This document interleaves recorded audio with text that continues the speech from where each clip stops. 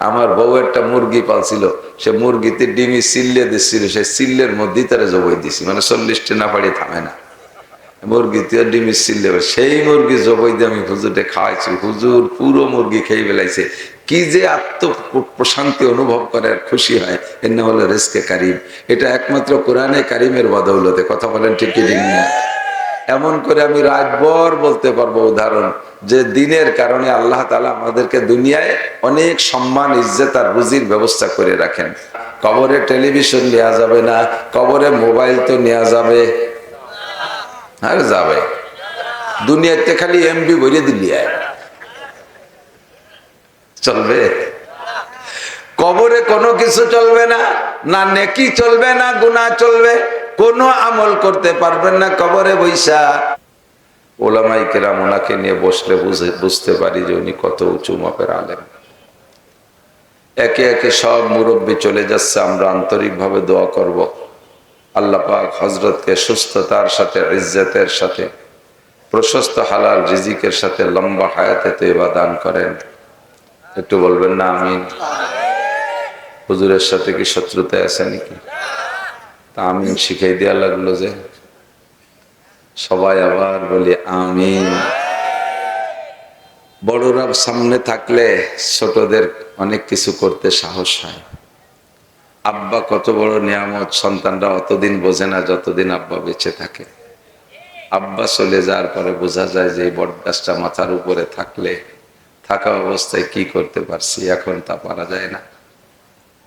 তো তেমনি আমাদের সদস্য হুজুর চলে গেছে, উলামায়ে কেরাম এতিম হয়ে গিয়েছিল। পরবর্তীতে আল্লাহ পাক মানুষ যেমন সাধারণ মানুষে যেমন তাদের জন্য মুরব্বিও তেমন তৈরি করে দিয়েছেন। আল্লাহ পাক কাশিনী হুজুর, চৌমনি হুজুর এনাদেরকে তৈরি করে দিয়েছিলেন। চলে গেছে এনরাও, এখন আমাদের সামনে হুজুর বেঁচে আছেন, আমরা সবসময় দোয়া করব। মাদ্রাসাটা অনেক বয়সী, কম না মোটামুটি আলহামদুলিল্লাহ। শিক্ষা দীক্ষা সর্বাধিক দিয়ে হুজুর যেহেতু মহাসচিব, হুজুরের মাদ্রাসার ছাত্ররা তো পিছিয়ে থাকার কথা না, লেখাপড়াও ভালো হয়। আপনারা আমরা যে যা যতটুকু পারি সাহায্য করি, আমাদের দান ধ্যান আল্লাহ তাআলা কবুল করে নিক, সবাই বলি আমিন। মানুষ যতদিন চাকরি করে, চাকরির ভিতর দিয়ে নির্ধারিত বেতনের উপরে যদি হালাল ভাবে চলে, তাহলে ওই লোকটা জীবনেও কোনোদিন যত ভালো মাপের চাকরি করুক, যত মোটা বেতন, সরকারি চাকরি বিশেষ করে সরকারি চাকরি, যত মোটা বেতনের চাকরি করুক, ও ঢাকা শহরে 1 ইঞ্চি জমিও রাখতে পারবে না যদি হালাল বেতনের উপরে নির্ভর করে। আর ডাইনবং করলে তো কত কিছু করাই যায়, যা করে করে খাচ্ছে দেখতেছি, তার সমালোচনা করব না। তো হালাল বেতনের উপরে যদি চলে, একটা লোক 30,000 টাকা ধরেন বেতন পায়, তো 30,000 টাকা বেতন দিয়ে ছেলে মেয়ে বউ বাচ্চা নিয়ে চলতে আসে, ছেলেপেলেদেরকে লেখাপড়া করাইয়া 1 টাকাও ডানি নেই, সতর্কতার সাথে চলার কারণে দিন আদায়িকও হয় নাই। এমন করতে করতে তার চাকরির বয়স 35 বছর, সরকার তাকে রিটায়ার্ড করে দিয়েছে। সরকারও জানে লোকটা এই বুড়োকালে সার্টিফিকেটের শক্তি যা ছিল সব আমরা চুষে খাই ফেলাইছি, ওনার শক্তি এনার্জি সব শেষ করে দিছি। বুড়োকালে খালি হাতে বুড়োরে বাড়ি পাঠানো যাবে না, তাই 1,50,000 টাকা দিয়ে দেয়, যান মরা পর্যন্ত ধুয়ে মুছে খাইয়েন। এই টাকা নিয়ে যারা অচেতন তারা এক আচরণ করে, যারা সচেতন তারা আলাদা আচরণ করে। যারা অচেতন তারা কি করে, এই সেই 3-4-5টা মাহিন্দ্র কিনে রাস্তায় ছাড়িয়ে দেয়, কিছুদিন পরে এটা নষ্ট হয়, ওটা নষ্ট হয়, সেটা নষ্ট হয়, এই করতে করতে করতে করতে মাহিন্দ্র ড্রাইভাররা কাকা 2 লাখ টাকা দিলি গ্যারেজ সারিয়ে আসতে পারি। লাস্টে বাঙ্গাড়ি বঙ্গড়ির মতো মাহিন্দ্র কয়েকখানটা বেচে কিনে কয়েকদিনই খাইয়ে দিয়ে সেই বুড়ো আবার জায়গায় চলে যায়। আর যারা সচেতন তারা কি করে, 50 লাখ টাকার থেকে 25 লাখ টাকা দিয়ে একটা জমি কেনে। ফুল শহরের মধ্যে তো হবে না, শহরতলিতে গ্রাম, হালকা গ্রাম জড়াইয়া 2-3 শতাংশ জমি কিনে আর 25 লাখ টাকা দিয়ে একটা বাড়ি করে। মোটামুটি টিন শেড অল করা ঘর, 3টে ইউনিট বানায় যাতে 3 পরিবারের ভাড়া দেওয়া যায়। তো 3টে ফ্যামিলিকে ভাড়া দিলে 3×10 = 30,000 টাকা পাওয়া যায়। মোটামুটি বুড়োকাল মরাকাল পর্যন্ত ছেলে মেয়ের মুখাপেক্ষী আর হওয়া লাগে না। ছেলে মেয়েরা যে যা করুক না করুক, বুড়ো বুড়ি দুইজনে 30,000 টাকা ভাড়া উঠাইয়ে খাইয়ে বাঁচতে পারে। এলো সচেতন যারা, সেম কোয়ালিটি আল্লাহ পাক রব্বুল আলামিন আমরা যারা আমাদেরকে দুনিয়ায় যতক্ষণ রেখেছেন, বেঁচে আছি, নামাজ পড়ি, এর একটা বিনিময় পাই, দুনিয়াও পাই, আখেরাতও পাই। মাঝে মাঝে বলি, প্রত্যেকটা ইবাদতের প্রতিদান আল্লাহ তাআলা 2 ভাগ করে রেখেছেন। প্রত্যেকটা ইবাদত, এমন কোন ইবাদত নাই যার প্রতিদান শুধু আখেরাতেই দিয়ে রাখেন। প্রত্যেকটা ইবাদতের একটা অংশ প্রতিদান আল্লাহ তাআলা দুনিয়ায় দিয়ে থাকেন। তো আমরা নামাজ পড়ি, নামাজের বিনিময়ে 5টি পুরস্কার। কয়টি? এর ভিতরে 1 নম্বর পুরস্কার হলো দুনিয়ায় নামাজি ব্যক্তির রুজির অভাব হবে না। আমরা নামাজ পড়ি, এর বিনিময়ে আল্লাহ তাআলা দুনিয়া আমাদেরকে রুজি দিয়ে থাকেন, এটা আমরা খাই। রোজাদারের রোজার বিনিময়ে আমরা আশা করি আখেরাতেই পাবো। আল্লাহ পাক বলেন, আস-সাওমু লি ওয়া আনা আজজি বিহি, রোজা রেখেছো আমার জন্য, এর প্রতিদান আমি নিজ হাতে দেব। তাই আল্লাহ তাআলা প্রতিদান আখেরাতে দিবেন। তবে এর একটা অংশ দুনিয়ায় আছে। আল্লাহর নবী বলেন, ইউজাদু ফিহি রিজকুল মুমিন, মুমিনকে আল্লাহ তাআলা রুজির বরকতে রোজার বদৌলতে দুনিয়ায় রিজিকের বরকত বাড়ায় দেয়। বলেন সুবহানাল্লাহ। তাহলে আমরা রোজা রাখি, এর বিনিময়ে আল্লাহ তাআলা আমাদেরকে দুনিয়ায় খাওয়াচ্ছেন। আরেকটু খেয়াল করি, হজের বিনিময়ে, হজ্জে মাবরুর, যে ব্যক্তির হজ কবুল হয়ে গেছে, ওই ব্যক্তির এই হজের প্রতিদান আর কিচ্ছু না, একমাত্র জান্নাত। বলবেন সুবহানাল্লাহ। হজের বিনিময়ে একমাত্র জান্নাত। পরিষ্কার হাদিসে আসছে, যে ব্যক্তি হালাল টাকা দিয়ে হজ করছে, হজ করার পরে বাকি জীবন যতদিন সে বেঁচে থাকুক, আল্লাহ তাআলা তাকে কখনো অভাবের মধ্যে ফেলে না। আমি চ্যালেঞ্জ করে বললাম, আপনাদের এলাকায় যত হাজি সাহেবরা হজ করছে, বলেন হাজি সাহেবরা শেষকালে ভ্যান চালায় না, রিক্সা চালায় না, কিসেন বেচে না, না খেয়ে মরে না, তারা স্বাভাবিকভাবে জীবন যাপন করে যায়। তাহলে হজের বিনিময়ে আল্লাহ তাআলা দুনিয়া আমাদেরকে খাওয়াচ্ছেন। কোরআনে কারিমের বদৌলতে আল্লাহ তাআলা আমাদেরকে রিজকে কারিম, সম্মানী রিজিক দান করেন, মোটা রিজিক। নইলে আমার মতো খুদে মাসি, দেখতেও মানায় না, স্বাস্থ্য ভালো না, চেহারাও ভালো না, আমার মতো একজন নরমাল বাঁকড়াই বুকড়াই মৌলবী, আল্লাহু আকবার, সাধারণ সামান্য একটু আল্লাহর কোরআনের সাথে সোহবত রাখার কারণে সারা বাংলাদেশে আমার খাবারের অভাব নেই, এবং সম্মানী খাবার, ইজ্জতের সাথে খাবার। অফিসাররা আপনাদের বাড়ি আসে, বিভিন্ন মালি মামলা মোকদ্দমা নিয়ে আসে। অনেক সময় বড় বড় অফিসাররা আসলে ভয়তে ভয়তে তাদেরকে আপনারা খাওয়ান, জম্মের খাওয়াই দাওয়াই বিদায় দেওয়ার পরে মোটা মোটা গালাগালি করেন। সে বাংলা তো আর আমি করতে পারতেছি না, অমকের বেটা অমক জম্মের খাইয়ে গেছে। আর আমাদেরকে উলামায়ে কেরামরা যদি আল্লাহ কেউ ঘরে খাওয়ায়, সে খাওয়াইয়া মাসখানিক, 1 বছর পর্যন্ত গর্ব করে, হুজুর আমার ঘরে খেয়ে গেছে, আমি নিজে হাতে খানা পরিবেশন করেছি। আমার বউ একটা মুরগি পালছিল, সে মুরগিতে ডিমি সিল্লে দিচ্ছিল, সে সিল্লের মধ্যেই তারা জবাই দিছি, মানে 40টা না পাড়িয়ে থামে না, মুরগিতে ডিমি সিল্লে, সেই মুরগি জবাই দিয়ে আমি হুজুরকে খাওয়াইছি। হুজুর পুরো মুরগি খেয়ে ফেলাইছে। কি যে আত্ম প্রশান্তি অনুভব করে আর খুশি হয়, এর নাম হলো রিজকে কারিম। এটা একমাত্র কোরআনে কারিমের বদৌলতে। কথা বলেন ঠিক কি ঠিক না? এমন করে আমি রাতভর বলতে পারবো উদাহরণ, যে দিনের কারণে আল্লাহ তাআলা আমাদেরকে দুনিয়ায় অনেক সম্মান, ইজ্জত আর রুজির ব্যবস্থা করে রাখেন। বাকি মরার পরে আমাদের আর কোনো আমল চলবে না। মরার পরে নামাজ নাই, রোজা নাই, হজ নাই, যাকাত নাই, তেলাওয়াত নাই, জিকির নাই, ফিকির নাই, তবলিগ নাই, সরমনাই নাই, মসজিদ নাই, মাদ্রাসা নাই, তাহাজ্জুদ নাই, ইশরাক নাই। কবরে বসে কি তাহাজ্জুদের নামাজ পড়া যাবে নাকি? সব আমলের দরজা বন্ধ, সব আমলের দরজা বন্ধ। আপনি রিটায়ার্ড করে গেছেন চাকরি থেকে, চাকরি থেকে আপনি রিটায়ার্ড করছেন, পেনশনে চলে গেছেন, যাওয়ার সময় আপনার আল্লাহ পাক আপনাকে বস্তা ভরে দিয়ে দিয়েছে। কিন্তু এরপরও সচেতন যারা, চালাক যারা, হুঁশিয়ার যারা, তারা কি করবে? ওই লোকটার মতো 3টে ইউনিট খুলে রেখে যেতে হবে। নবী পাক বলেন 3 ইউনিটের একটা বিল্ডিং তুমি বানায় আসতে পারো। মনে আছে 3 ইউনিট? সচেতন চাকরিজীবী রিটায়ার্ডের পরে যেমন 3 ইউনিটের বিল্ডিং বানাইয়া ভাড়া দিয়ে খায়, তুমিও মরার আগে দুনিয়ায় থাকতে 3 ইউনিটের একটা বিল্ডিং বানায় আসতে পারো। এই 3 ইউনিট থেকে তোমার বস্তা বস্তা টাকা আসবে, নেকি আসবে। 1 নম্বরে সাদকা জারিয়া। হুজুর বলেন, ইজা মাতাল ইনসান ইনকাতা আনহু আমালুহু ইল্লা মিন সালাসা। মানুষ যখন মারা যায়, তার সব নেক আমলের দরজা বন্ধ হয়ে যায়, শুধু নেক আমল না, গুনাহ করার দরজা বন্ধ হইয়া যায়। তুমি দুনিয়ায় থাকতে যত গানের ভক্ত হও, মরার সময় কেউ বলে না আমার কবরে একটা গিটার দিয়ে দিস, একটা ঢোল তবলা দিয়ে দিস, আমি একটু কবরে বসে গিটার বাজাবো আর গান গাবো, রবি ঠাকুরের গান, লালন গীতি গাবো, নজরুল গীতি গাবো, এই পল্লী গীতি গাবো, মমতাজ গীতি গাবো, কবরে বৈশা জারি যাত্রা করসা গাজীর গান গুণযাত্রা গাইব। এই বলে কেউ কবরে হারমোনিয়াম নেয় না, কবরে টেলিভিশন নেওয়া যাবে না, কবরে মোবাইল তো নেওয়া যাবে, আর যাবে। দুনিয়াতে খালি এমবি ভরে দিলি চলবে? কবরে কোনো কিছু চলবে না, না নেকি চলবে না গুনাহ চলবে, কোনো আমল করতে পারবেন না কবরে বৈশা। কিন্তু মরার পরে হায়াতের কোনো সীমা নাই, আখিরাতের হায়াতের সীমা নাই। দুনিয়ার 70 বছর কি করে খাবো তার জন্য কত ধান্দা করি, কি করে রিটায়ার্ডের পরে মরণকাল পর্যন্ত বেঁচে থাকবো, মরণকাল পর্যন্ত খেয়ে পরে থাকবো, তার জন্য সচেতনতার কোনো ভুল করি না, ব্যবস্থা আমরা সবই করি। বন্ধুরে মরার পরে আমাল হায়াতুদ দুনিয়া, আমার যুবক বন্ধুরা লক্ষ্য করো, বৃদ্ধ বাবারা খেয়াল করেন, আমাল হায়াতুদ দুনিয়া ইল্লা কালিল, এ দুনিয়ার জিন্দেগি একেবারে সামান্য।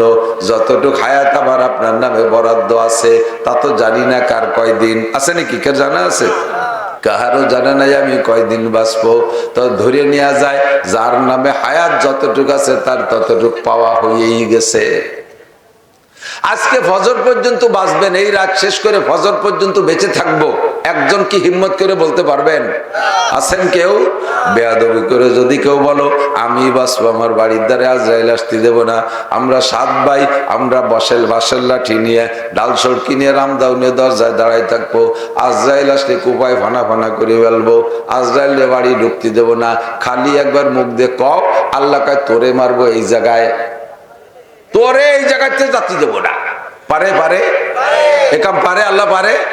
আমাল হায়াতুদ দুনিয়া ইল্লা কালিল, তাহলে হায়াত যতটুকু আমার আপনার নামে বরাদ্দ ছিল ধরে নেন পাওয়া হয়ে গেছে। আজকে রাত্রে বিছানায় পিঠ দিবেন, বিছানায় যে শোবেন, মুসলমান বিছানায় শোয়ার সময় অবশ্যই একটা দোয়া পড়ি। কথা কন, ঘুমানোর দোয়া আছে না নাই? ঘুমানোর দোয়া আছে। কি দোয়া? আল্লাহুম্মা ইন্নী আউযু বিকা মিনাল খুবুসি ওয়াল খাবায়েস, আল্লাহুম্মা বিসমিকা আমুতু আহইয়া। পড়েন তো, কিন্তু তরজমা জানেন না, তরজমা শুনিলেন কি বলেন আপনি? আল্লাহুম্মা বিসমিকা আমুতু, আল্লাহ তোমারই নামে মরিতেছি। তোমার নামে? ঘুম মানে মরণ, ঘুম মানে মরণ। আল্লাহুম্মা বিসমিকা আমুতু, আল্লাহ তোমারই নামে মরিতেছি। ওয়া আহইয়া, আবার বাঁচলে তোমারই নামে বাঁচবো, আল্লাহ তোমারই নামে মরিতেছি। আপনাদের আমাদের সকলের কম বেশ 2-1টা অ্যাক্সিডেন্ট এমন জানা আছে নিজেদের ভিতরে, এলাকার ভিতরে, যে অমুক রাতের বেলা সন্ধ্যা রাত্রে ঘুমাইলো আর সকালে ঘুম থেকে ওঠে নাই। জানা আছে না নাই?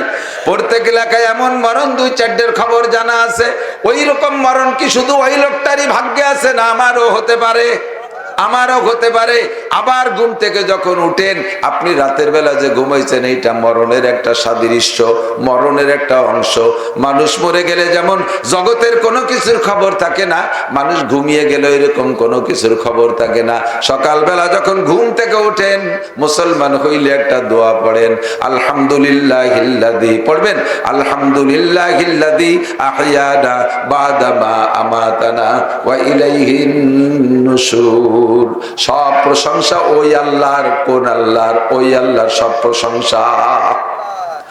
আলহামদুলিল্লাহ, আলহামদুলিল্লাহিল্লাযী আহইয়ানা, যে আল্লাহ পাক রব্বুল আলামিন আমাকে বাঁচায় দিয়েছে, বাদামা আমাতানা, কিছুক্ষণ মেরে রাখার পরে। বাদামা আমাতানার কি মানে? কিছুক্ষণ মেরে রাখার পরে, তার মানে 6 ঘন্টা ঘুমাইছিলাম, 6 ঘন্টা মেরে রাখছিলেন।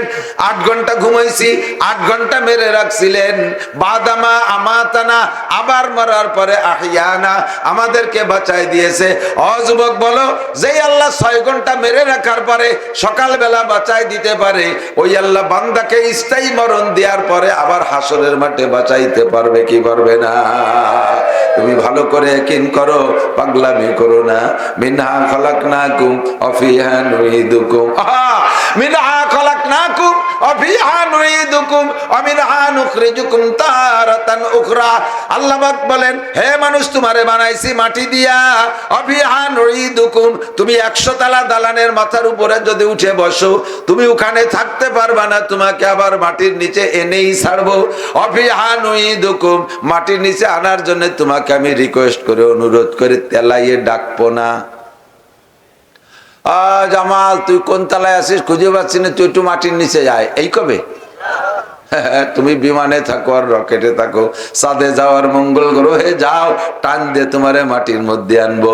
বাঘে খাইলো মাটির মধ্যে, আগুনে পুড়ে ছাই গলিয়ে মাটির মধ্যে, ছাইটা লাস্টে কোন জায়গা যায়? মাটিতে যায়। বাঘে খেয়ে ফেলাইছে, বাঘও লাস্টে মাটিতে, বাঘের পেটের মাধ্যম দিয়ে আমি মাটিতে চলে যাব, অবশেষে আমাকে মাটির নিচে যেতেই হবে। অফিহা নুইদুকুম, তোমাকে মাটির মধ্যে এনে ছাড়বো। অমিনহা নুখরিজুকুম তারাতান উখরা। এ যুবক, পাগলামি করিস না। অমিনহা নুখরিজুকুম তারাতান উখরা, হাসরের মাঠে আবার আল্লাহ পাক সকলকে উঠাই ছাড়বে। কথা বলেন, একজন মানুষও কোনো বনে জঙ্গলে লুকায় পালায় থাকতে পারবা না। সেদিনও আল্লাহ পাক বলবে না, আরে এই হাজার হাজার বছর ধরে দুনিয়ায় মানুষ বানাইয়া মানুষকে মারছি, আর মানুষগুলো কে কোন জায়গা মাটির নিচে দাফন হয়েছে আমি আল্লাহ তালাশ করে পাচ্ছি না, যে যেখানে আছিস বান্দা একটু উঠিয়ে আয়।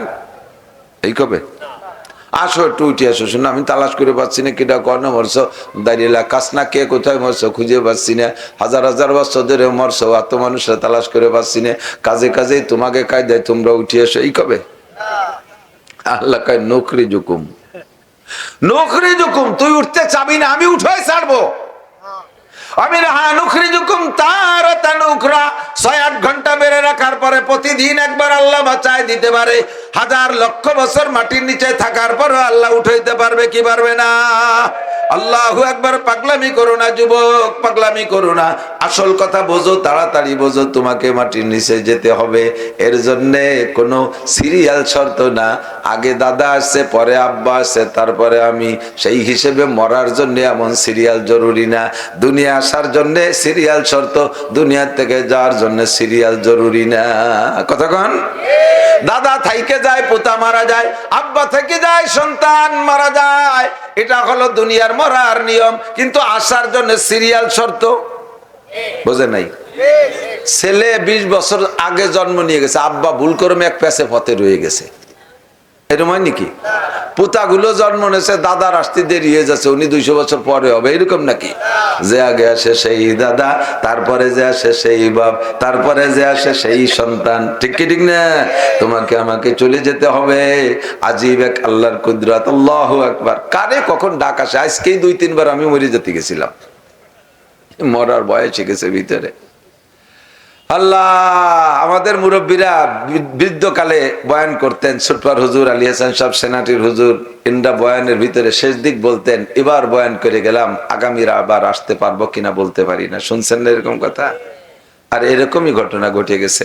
আগামী শুক্রবার, কালকের পরের দিন, কাল বৃহস্পতিবার না, পরের দিন শুক্রবার আমার সুলতান শাহী মাদ্রাসার মাহফিল। এই দিনের প্রধান অতিথি হযরত মাওলানা নুরুল হুদা ফাইজি সাহেব রহিমাহুল্লাহ, চরমনের হুজুর রহমতুল্লাহ আলাইহির খাস খলিফা। আল্লাহর বান্দা গতকাল ইন্তেকাল করছেন, আমার মাদ্রাসার দাওয়াত রাখছে। আল্লাহ, উনি কি বলতে পারছে যে আল্লাহ শুক্রবারটা যাক, মাওলানা নাসিরের মাহফিলটা করিয়ে তারপরে মাইরিও? বলার কায়দা আছে? ডাক আসছে, চলে গেছে। দ্বিতীয় দিনের মাহফিলের প্রধান বক্তা হযরত মাওলানা হাবিবুল্লাহ মাহমুদ কাসেমি। টেনশন করেন না, আলহামদুলিল্লাহ, আল্লাহ যদি আমারে বাঁচায় রাখে, অন্য বক্তা পর্যাপ্ত আছে। যদি আপনারা জান মনে করতেন যে আসল 2 জন মরিয়ে গেল, পড়িয়ে গেল, তাই আর ওয়াজ হবে নাকি, আলহামদুলিল্লাহ আমার ওখানে ব্যবস্থা পর্যাপ্ত থাকে। দ্বিতীয় দিনের প্রধান বক্তা হাবিবুল্লাহ মাহমুদ কাসেমি 3 দিন আগে বগুড়ায় যাইয়ে ফ্যামিলি সহ অ্যাক্সিডেন্ট করে হাসপাতালে। বলার কিছু আছে? বলার কিছু আছে? রাস্তায় দিয়ে চলি দিনে রাতে, কত যে যুবকরা আমি রাস্তায় ফেলানো দেখছি, মোটরসাইকেল নিয়ে পড়ে রয়েছে, রাস্তায় পটপট হয়ে পড়ে রয়েছে, নাকদে মুখতে কান্দে রক্ত বেরোচ্ছে, ধরার কেউ নাই, উঠানোর কেউ নাই। যার সময় দেখে গেলাম, সে সময় মোটরসাইকেলে চলে বিশ্ব রোডে ভাটিয়াপাড়ার থেকে বেরোয় যাচ্ছি, বাঙ্গার দিকে যাচ্ছি। যার সময় দেখে গেলাম একটা লাশ, দূরের থেকে মনে হচ্ছে যেন একটা পলিথিন পড়া, লাইটের আলোতে কাছে গিয়ে চট করে আমার ড্রাইভার ঘুরেই গেল, দেখলাম যে সুন্দরী, অত্যন্ত সুন্দরী একটা যুবতী মেয়ে রাস্তায় পড়া। সকালবেলা যখন ফিরে আসি, আসার সময় দেখি রাস্তার সাথে মিশে গেছে। কাকে ঠুকায় ঠুকায় খাচ্ছে, কুকুরে খাচ্ছে। কার কলিজার ধন ওই জায়গা কিভাবে অপহরিত হইয়া, দর্শিতা হইয়া, লুচ্চদের হাতে ভাবে নির্যাতিত হইয়া রাস্তায় পড়ে আছে। জীবনে কোনোদিন আর আব্বা মাকে দেখবে না, আব্বা মার সন্তানের মুখ খুঁজে পাবে না। ও সোনার মানিক, আমার প্রিয় বন্ধুরা, কার কোন জায়গায় এমন অপমৃত্যু হয়ে যাবে জানি না।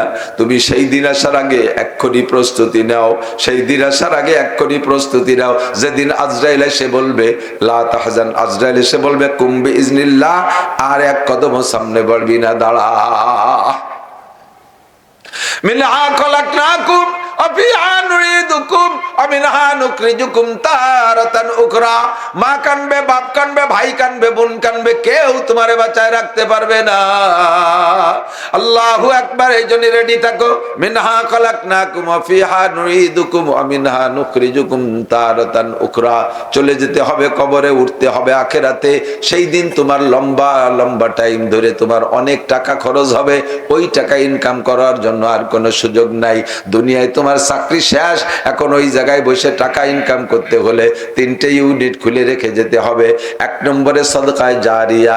আজকে যে টাকাটা আপনারা মাদ্রাসায় দিয়েছেন, উলামায়ে কেরাম এইটাতে যদি ভাত রান্না করে খেয়েও ফেলে, তবু এটা সদকায়ে জারিয়া।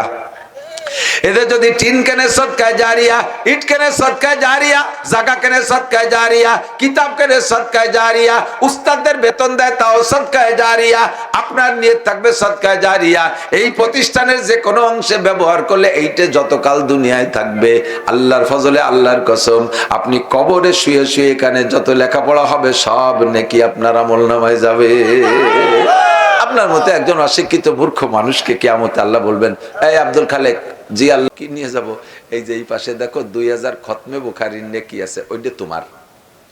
আপনি কোন যে আল্লাহ, আমি বুখারী শরীফই তো চিনি না, অত দেইও নাই কোনোদিন। কয় তুমি মাদ্রাসায় টাকা দিয়েছিলে মাহফিলের সময়, হুজুর তাই দিয়ে বুখারী শরীফ কিনছে। ওই বুখারী শরীফ এর কোনো সিলেবাসের পরিবর্তন হয় না। ওর 10টা পাতাও যতক্ষণ থাকে কিতাবের সাথে অতক্ষণ পড়া চলে। 1000 খতমে বুখারী হয়েছে। তোমার কিনে দেয়া কিতাব, তোমার টাকায় কিনা কিতাবের খতমে বুখারীর নাকি তোমার আমলনামায় জমা হয়েছে। এভাবে তুমি 1000 খতম কোরআন শরীফ পড়ার নেকি নিয়ে জান্নাতে চলে যাও। তুমি একটা 5 তলা 10 তলা বিল্ডিং এর টাকা নেকি দিয়ে তুমি জান্নাতে চলে যাও। আল্লাহ এগুলো তো দেই নেই, পাবো কোন জায়গায়? 10 তলা বিল্ডিং নির্মাণ হয়েছিল, ওর ভিতরে তোমার 1000 টাকা ছিল। ওই 10 তলা বিল্ডিং এর সব জায়গা তোমার 1000 টাকা ছড়ানো। কাজে ওই বিল্ডিং এর যত লেখাপড়া হয়েছে সব নেকি তোমার।